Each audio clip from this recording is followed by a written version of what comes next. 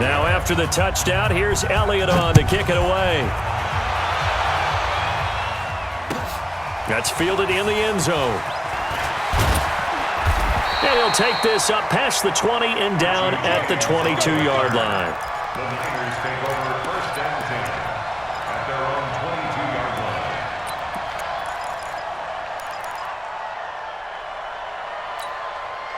line. The San Francisco offense ready to start their next drive. And the interception thrown in the red zone last time. We'll see if they can rebound. I just have to think the last thing he said as they went back out there was, don't do that again. What do you think? What do you think? Yeah, I think that. I think that now. Look at this. Middle of the field. A breakaway. Touchdown, 49ers. Matt Breida, 78 yards, as they are now on the board here in the first half. And with his speed, if he just finds the slightest crease, he can take it the distance like he did there. How about the leverage up front? Offensive line out-leveraging the defensive front to create that space, that crease that he was looking for. And once he hits open field, he's going to be very difficult to catch and corral. Robbie Gould on for the extra point.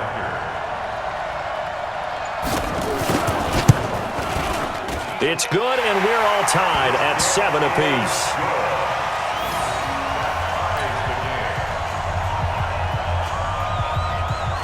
So all even at 7 now as they kick it away.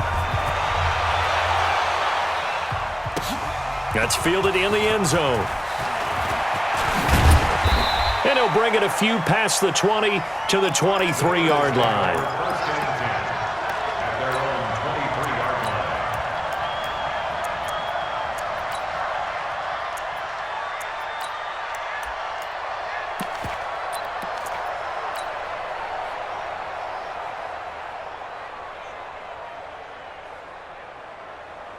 The Eagles offense set to begin their next drive, and they're hoping to redo their efforts in the last drive when they got into the end zone. And just think of what it's like now on the sideline, because when you score a touchdown, you have to go over and look at the tablet and see what you did on the last drive.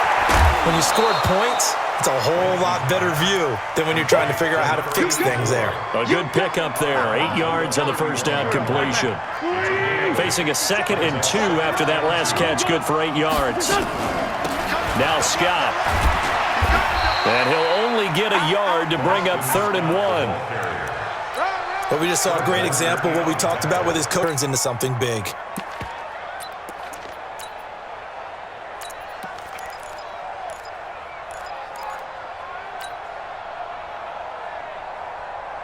Here we go. 280! Right 50 for 2. I got you, boy.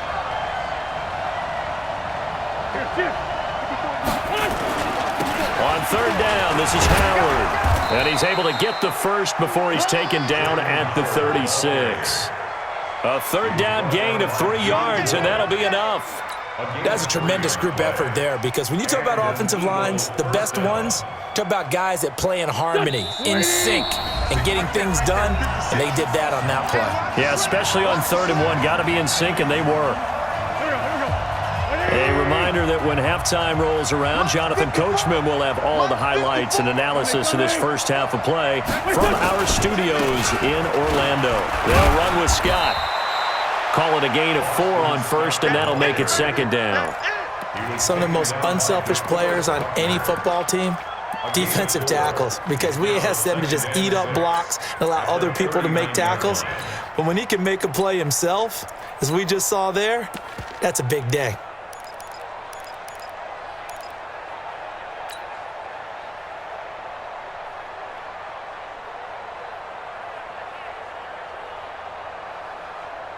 Following the pickup of 4, here's 2nd and 6. It's just me. 5-9. Now they'll throw it. Wentz. And a big loss here as he's taken down. The 49ers now going to use the first of their timeouts as they'll talk it over here before what will be an important 3rd down.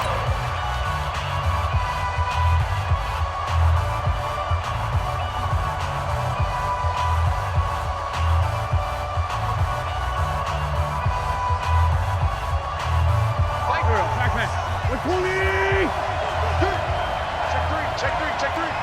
14-83.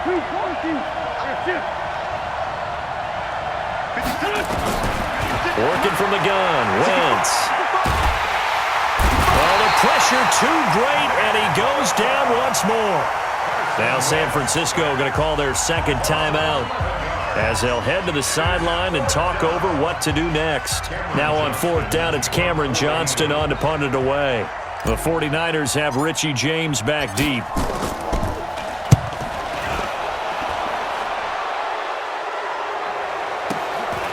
That's pulled in at the 32.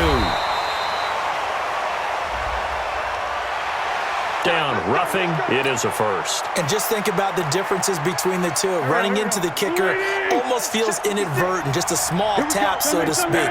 But when you rough him, here's your bodies are hitting the ground and flying all different places. And the difference is 5 yards or 15. And in this case, that's a big play. He'll get a nice chunk there on the first down run, and it's 2nd and 4. From the 36, Wentz, nowhere to escape, and he goes down. The Eagles going to take the first of their timeouts as the clock's going to stop with 47 seconds to go in half number 1.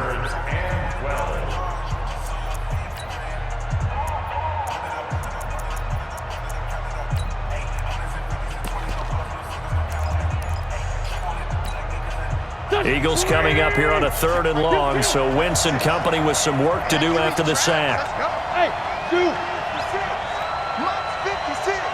Let's get that ball here. Let's get that ball going. Now Wentz. He'll hit Jackson, complete. Oh, this is going to depend on the spot, but it's not a very generous one. He looks to be about a yard or so short. They'll get 11, but still a little short. 4th down. 82. Hey, high 7. They do go for it. It's Wentz. It's caught by Jackson. And he'll be out of bounds up near the 45 at the 44. A big roll of the dice on 4th and 1, but it pays off. They convert. 74. Hey, Haywood. Wentz now on 1st down. Open man is Arcega-Whiteside. And with just 4 seconds left in this first half, a timeout call.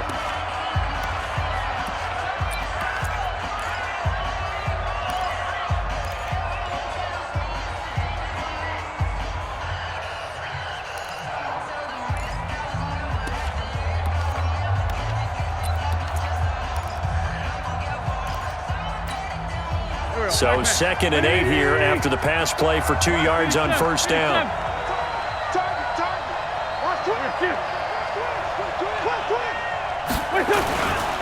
Now Howard. And an alley to run. Howard has the first down and then some. And finally taken down at the 35-yard line. So 2 quarters down, 2 remain. Charles and I return after the break. All right, Coach, thank you, and we welcome everyone back for quarter number 3. Set and ready to go for the second half. 1 touchdown apiece, 7-7. And a pretty good return here. He'll be stopped just shy of the 25 at the 24-yard line.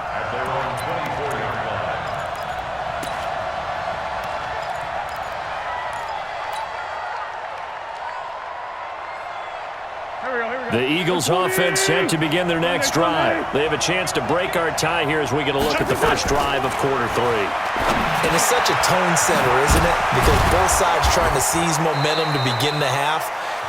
What do they have dialed up that'll give them an advantage to move the ball downfield? Let's find out what they have dialed up.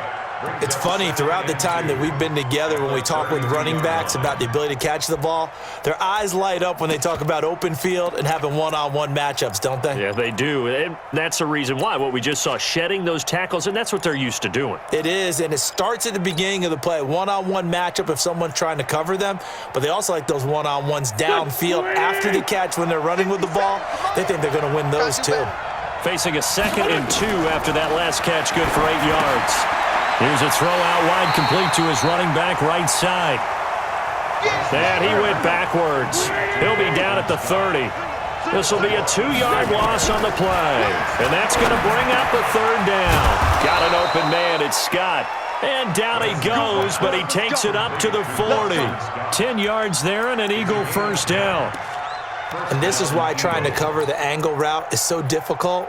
Anyone playing the linebacker position, when they see a running back out of the backfield widen because he heads towards the flat first, oftentimes you widen too much and overcommit. He cuts up inside, and that's what we saw there. A nice pickup for a first down.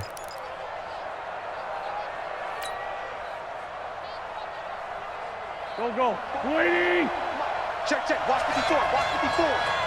I'm coming. On 1st and 10, it's Sanders.